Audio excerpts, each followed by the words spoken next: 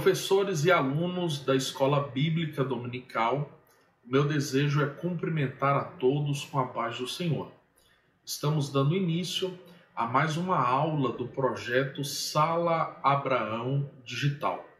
Nesta aula, estaremos estudando a lição de número 6 do segundo trimestre da nossa Escola Bíblica. Estamos tratando sobre os valores do Reino de Deus, a relevância do Sermão do Monte para a Igreja de Cristo.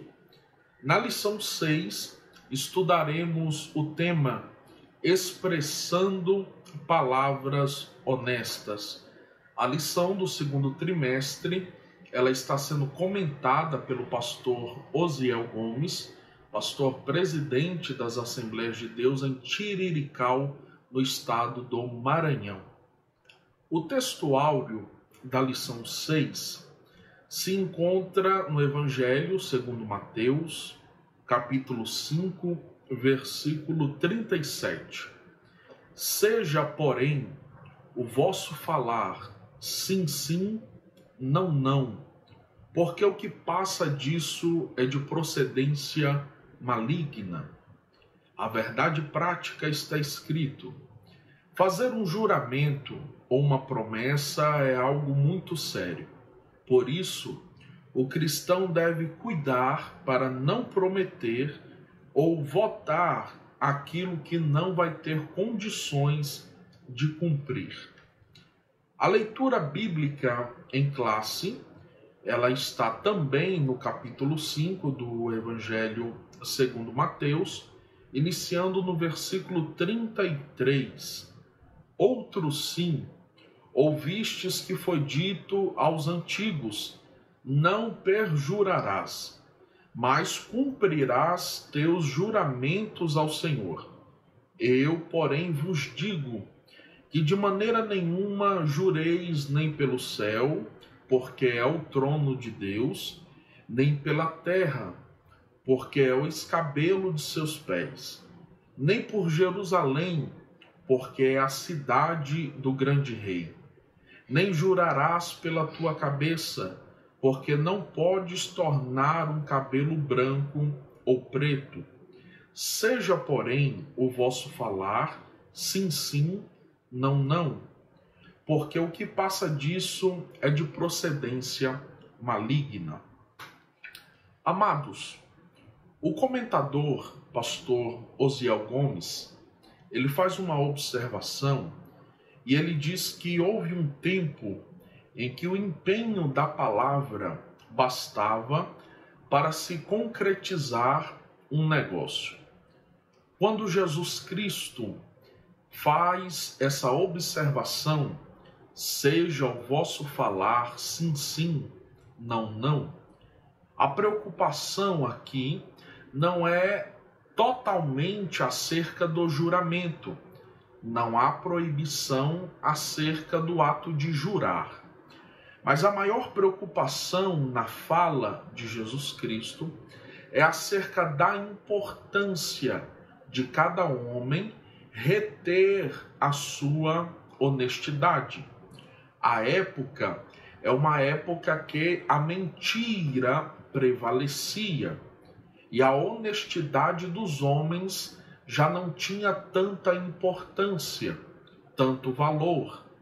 Por esta razão, a exortação de Cristo Jesus àqueles que o ouvem, para que eles resgatassem o valor da sua honestidade, resgatassem o valor da sua palavra, porque tendo esse resgate da sua moral, da sua palavra, da sua honestidade, não mais haveria a necessidade de ocorrer juramentos, porque se eu falo, se eu dou a minha palavra, ela já é o suficiente, ela é o necessário para que algum negócio venha se concretizar ou para que aquele que está me ouvindo acredite em mim.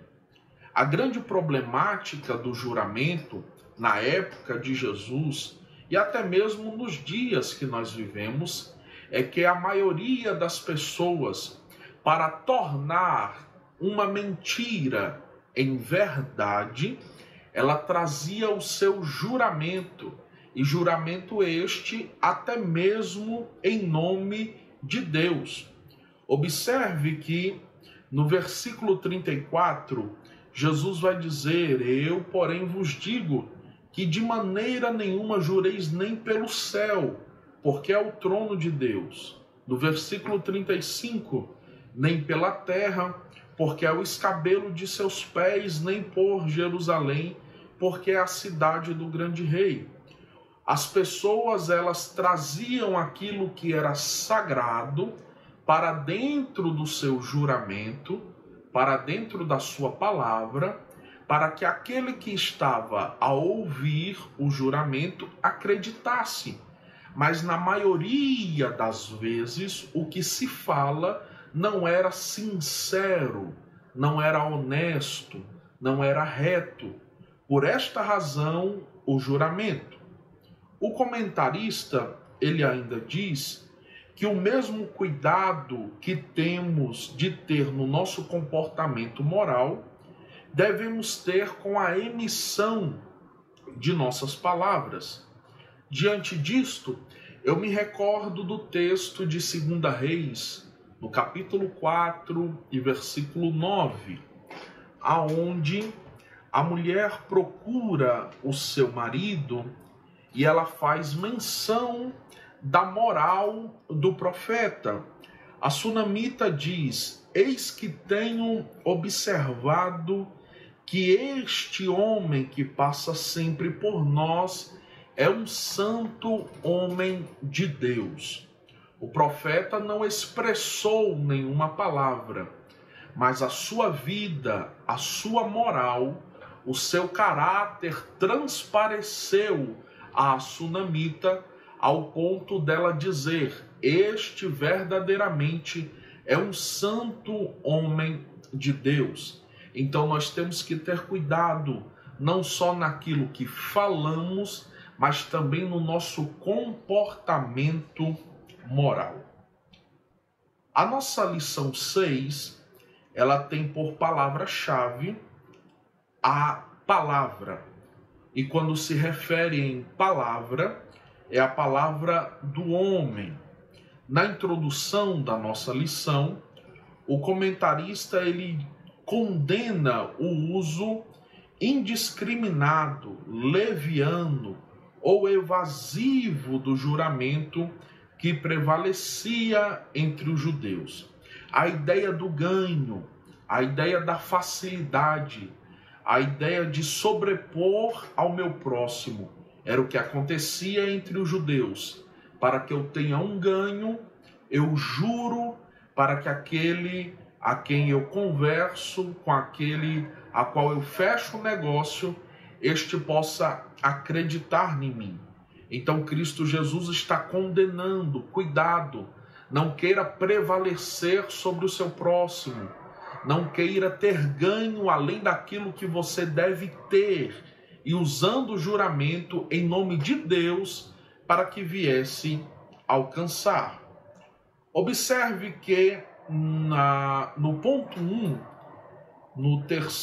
na terceira observação, o comentador diz que o plano dos escribas e fariseus quanto ao juramento pode ser notado quando eles diziam que qualquer voto que o adorador fizesse usando o nome de Deus estaria vinculado àquele juramento. Mas um voto feito sem que fosse pronunciado o nome de Deus era de menor valor, e nesse caso não precisava ser cumprido. Observe que aqui o valor da palavra do homem, ele cai em descrédito. O pecado que está diante da natureza do homem faz com que a sua palavra já não tenha mais valor, ao ponto de que ele venha endossar a sua palavra, embasar a sua palavra, usando outros meios. já que não acreditam mais na minha palavra, já que a minha palavra não tem tanto valor, eu preciso agregar algo a ela para que alguém acredite nela. Isso é um perigo gravíssimo. Isso é uma corda bamba. Quando alguém não tem mais a minha palavra por valia, quando alguém não tem mais crédito na minha palavra. E nós, enquanto servos de Deus, temos que tirar essas arestas da nossa vida e não podemos sujar a nossa moral, sujar a nossa honestidade. Há quem diga que existem 3 espíritos maus que habitam no meio do povo de Deus. É o me disseram, ouvi dizer e o me contaram. Observe que, diante dessas problemáticas, aquilo que foi dito se transforma em algo muito maior. Eu me recordo de uma história onde uma família foi atingida por uma palavra de calúnia. Alguém falou algo sobre o pai daquela família e este algo que foi falado fez com que a sua esposa o abandonasse, fez com que os seus filhos lhe deixassem, e este homem entrou em uma depressão profunda, ao ponto de estar no leito de um hospital. Depois de algum tempo, aquele que falou a palavra enganosa, aquele que falou a palavra de mentira, ele confessou que aquilo que ele havia falado não era verdade. Aquilo que ele havia proferido acerca do pai daquela casa, daquela família, não era verdade. E ele sentiu-se tocado pelo Espírito de Deus para ir até aquele homem, lhe pedir perdão. Mas só que ao chegar no leito de hospital e pedir perdão àquele a quem ele ofendera, o homem diz que naquele momento já não mais adiantava o seu perdão, porque a sua esposa já não estava mais com ele, os seus filhos já não estavam mais com ele. Logo ele disse que é como se pegasse penas dentro de um saco e subisse no mais alto prédio da cidade e lançasse todas aquelas penas pela janela. Nós nunca mais conseguiríamos resgatar todas as penas que estavam dentro daquele saco. Logo, a palavra proferida de maneira enganosa é da mesma forma dessa explicação. Quando ela sai da nossa boca, ela não pode mais voltar atrás.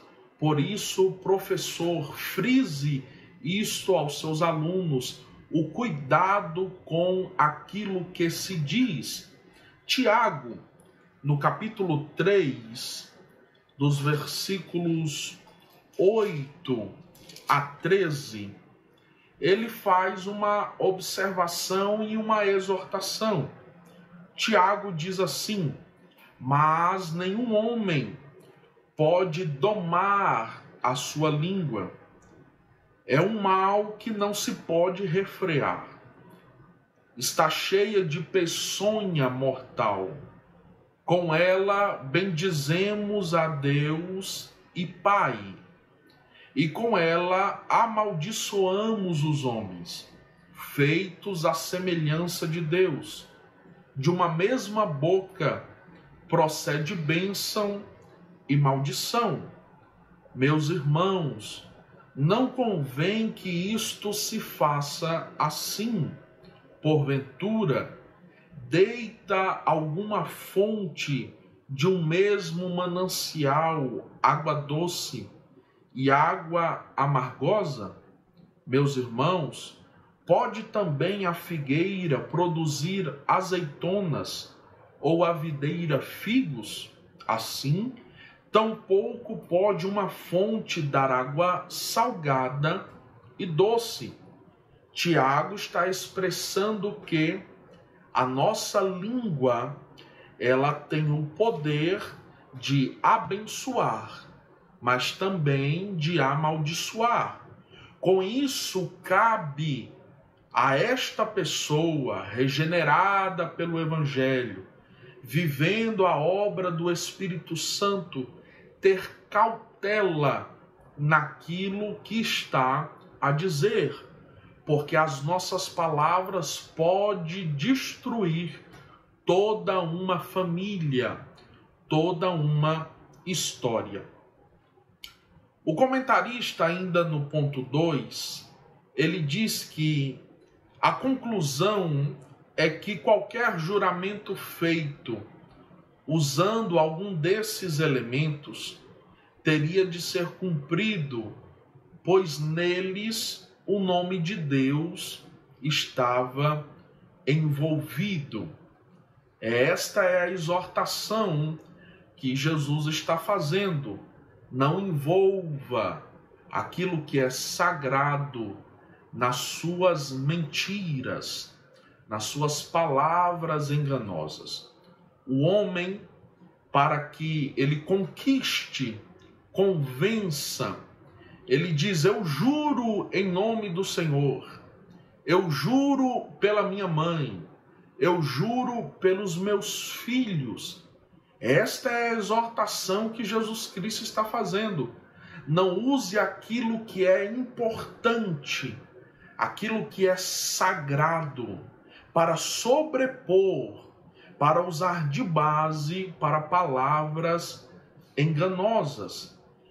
E o meu desejo é que o Espírito de Deus visite a nossa vida a todos os momentos que a natureza humana venha sobrepor o nosso espírito diante de Deus. Que o Espírito Santo venha a nos orientar, nos exortar quanto a isso. No ponto 2, onde o comentarista diz que nossas palavras devem ser sim e não, ele diz que o apóstolo Paulo refuta os seus opositores, dizendo que não era o tipo de pessoa que diria sim, quando na realidade queria dizer não. Em 2 Coríntios, no capítulo 1, no versículo 12, o apóstolo Paulo está diante da igreja, sendo questionado acerca da sua palavra, porque o apóstolo havia dito algo a eles, e diante disto, até aquele momento não havia cumprido. Mas o apóstolo Paulo diz: eu sou um homem de Deus, desta maneira cumprirei aquilo que eu disse. Mas só que o comentarista ele faz uma observação, e é algo importante, que às vezes na escapatória de uma situação, nós dizemos algo para que possamos sair daquela situação, talvez constrangedora ou complexa, que estamos inseridos. E o comentarista observa e faz a esta exortação que nós temos que expressar aquilo que está no nosso coração. Se não é o nosso desejo, devemos dizer não. E não o sim para agradar. E não o sim para sumir, sair daquela situação constrangedora. O apóstolo Paulo diz: da mesma maneira que os coríntios podiam confiar que Deus manteria suas promessas, também podiam confiar que o apóstolo, como representante de Deus, manteria as suas palavras. Ele ainda os visitaria, mas em uma outra ocasião. Deus quer que sejamos verdadeiros e transparentes em todos os nossos relacionamentos.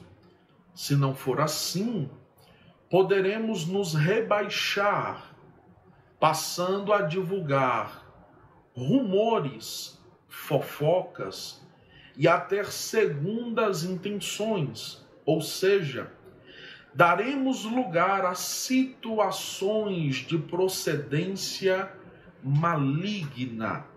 Ser transparente, ser verdadeiro em todos os nossos relacionamentos é o que nós precisamos resgatar. Por mais que a natureza do homem é fadada ao pecado, é fadada ao engano, nós precisamos buscar em Deus que o nosso espírito esteja alinhado na verdade, que a nossa vida esteja pautada sobre a verdade. Porque diante disto, o nosso coração não mais será de engano, as nossas palavras não serão mais de engano, mas toda palavra que falarmos será direta, será verdadeira, será honesta. Então você que me ouve, procure a se reciclar, procure a buscar a Deus, para que tudo aquilo que proferir seja puro, seja honesto, seja verdadeiro. No Evangelho de Cristo Jesus, segundo João, no capítulo 14 e no versículo 6, Jesus vai dizer: eu sou o caminho, eu sou a verdade e a vida. Ninguém vem ao Pai senão por mim. É sobre esta verdade que a nossa vida tem que estar pautada. Cristo Jesus. Nós temos que nos lembrar do nosso Mestre e nos questionarmos: e se Ele estivesse no meu lugar? Ele faria o que eu estou prestes a fazer? E se Jesus estivesse tratando este negócio, será que ele teria a mesma atitude que eu estou tendo? Queridos irmãos, nós temos que estar pautado em Cristo Jesus. Ele é a palavra, ele é a verdade. Jesus não deixava o seu coração ser enganado. Jesus não permitia que da sua boca saísse palavras de engano, muito pelo contrário. As palavras que saíam da boca do Mestre eram palavras de vida, não eram palavras para destruição, eram palavras de restauração. Então que nós venhamos aprender diante desta lição, que a nossa vida, que as nossas palavras, elas precisam ser palavras de restauração, palavras de vida. O comentarista ainda diz no ponto 3 que a vida daquele que o Evangelho já entrou, houve uma transformação plena, pois o mesmo busca não apenas curar os sintomas da doença do pecado, mas também prevenir. E é isto que precisamos fazer. Nós estamos em um mundo imerso ao pecado. A nossa natureza, como eu disse, é fadada a ele. Mas nós temos que estar enraizados em Cristo Jesus para que tais práticas não aconteçam na nossa vida, no nosso cotidiano. O comentarista ainda diz: o verdadeiro discípulo de Cristo, que faz parte do seu reino, é honesto em suas palavras, íntegro no seu caráter e jamais usa de meias verdades, através das quais grandes mentiras têm sido ditas, sendo influenciados pelo pai da mentira, o diabo. Jesus é a verdade em essência, e os que vivem nele são honestos em tudo, e seu falar é sim, sim, não, não. Por isso, cuidado. Será que a sua vida verdadeiramente está pautada em Cristo Jesus? Será que a sua vida verdadeiramente está pautada na verdade e na palavra que é Cristo? Porque se alguém diz, eu sirvo a Deus, se alguém diz, eu fui transformado pelo Evangelho, mas as suas práticas permanecem a mesma, esta pessoa não está com a sua vida em Cristo.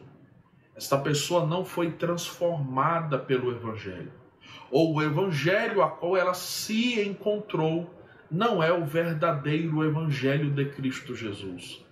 Porque todo aquele que teve um encontro com Cristo Jesus, a sua vida em todas as áreas é transformada, é regenerada.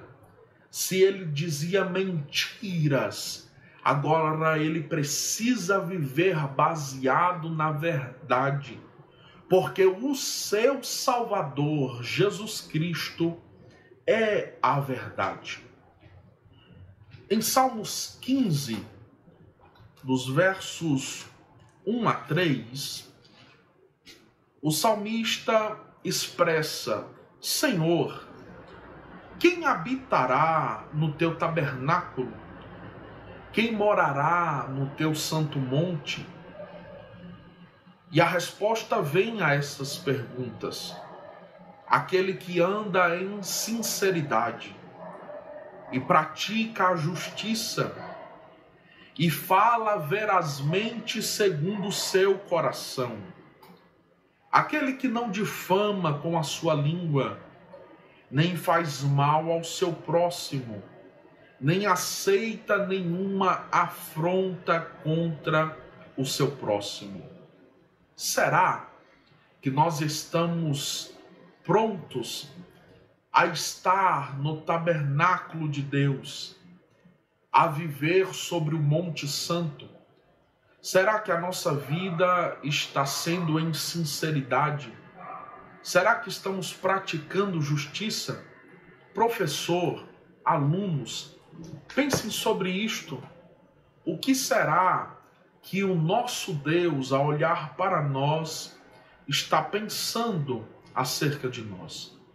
Por esta razão, cuidado. Não faça juramentos a qual você não pode cumprir. Não faça juramentos para que a mentira seja levada como verdade. Não use aquilo que é sagrado para o profano.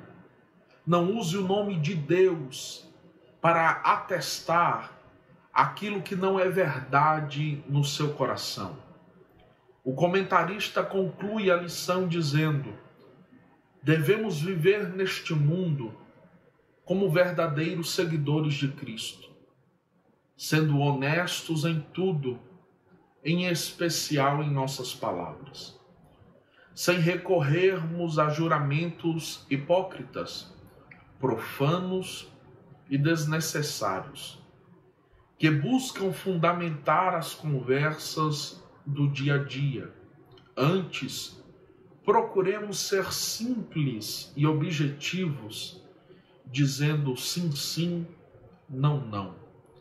Que após esta lição, seja esse o desejo do seu coração. Entender que a nossa vida tem que estar em Cristo Jesus. Entender que se somos salvos e regenerados por Ele, não podemos mais ter as mesmas práticas de antes.